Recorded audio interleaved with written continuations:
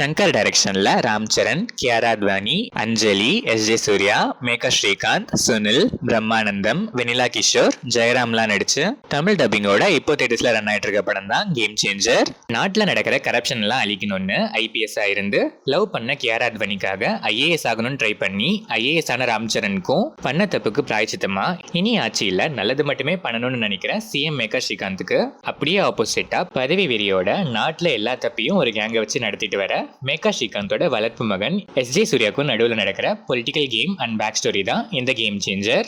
இந்த படத்தோட run time 2 hours and 45 minutes. படம் ஆரம்பிச்சது டிபிக்கல் கமர்ஷியல் ஃபிலிம்ஸ்க்கு ஆப்டா பில்டப்ஸோட நல்லாவே ஸ்டார்ட் ஆச்சு. போக போக சில என்டர்டைனிங் எலிமெண்ட்ஸ், ஒரு சில நல்ல காமெடிஸ், பல கிரிஞ்ச் காமெடிஸோட ஸ்டோரி மூவ் ஆச்சு.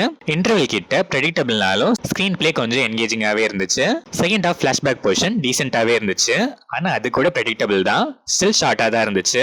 எமோஷனலாவுமே நல்லா கனெக்ட் ஆச்சு. ஆனா பிளாஷ்பேக் முடிஞ்ச உடனே படத்தை முடிச்சிருக்கலாம், அந்த மாதிரி ஒரு சிச்சுவேஷன் கூட அங்க இருந்துச்சு. பட் அங்க முடிக்காம இங்கதான் முடிக்கணும்னு வேணும்னே வள நிலத்து அங்கேயே முடிச்சிருக்க வேண்டியதை இங்கே கொண்டு வந்து முடிச்ச மாதிரி தான் முடிச்சு வச்சிருக்காங்க.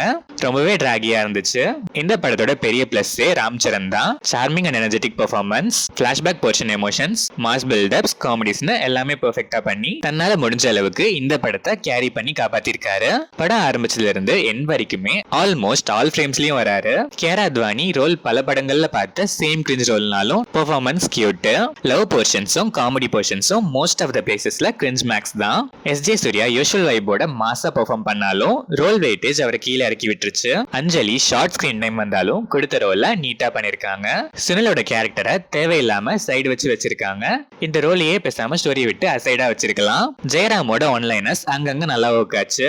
பிரம்மானந்தம், வெனிலா கிஷோர்லாம் சும்மா பேருக்குன்னு ஒரு சீன் தான், நோ கமெண்ட்ஸ். தமனோட பேக்ரவுண்ட் ஸ்கோர் ஒரு சில இடங்கள்ல லவுடா இருந்தாலும் டீசென்டா இருந்துச்சு. சாங்ஸ் விஷுவலா கிராண்டாவே இருந்துச்சு.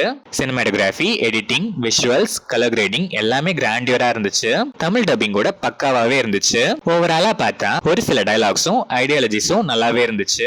ஸ்டோரி ஒன்லைனா கூட ஓகே.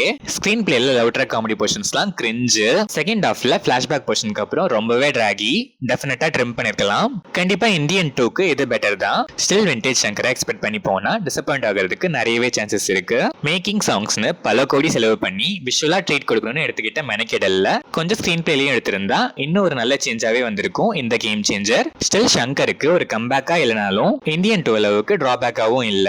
அபோவ் ஆவரேஜா ஒரு கமர்ஷியல் பொலிட்டிக்கல் என்டர்டெய்னர் பார்க்கணும்னு இருக்க ஆடியன்ஸ் ஒன்ஸ் ட்ரை பண்ணி பார்க்கலாம்.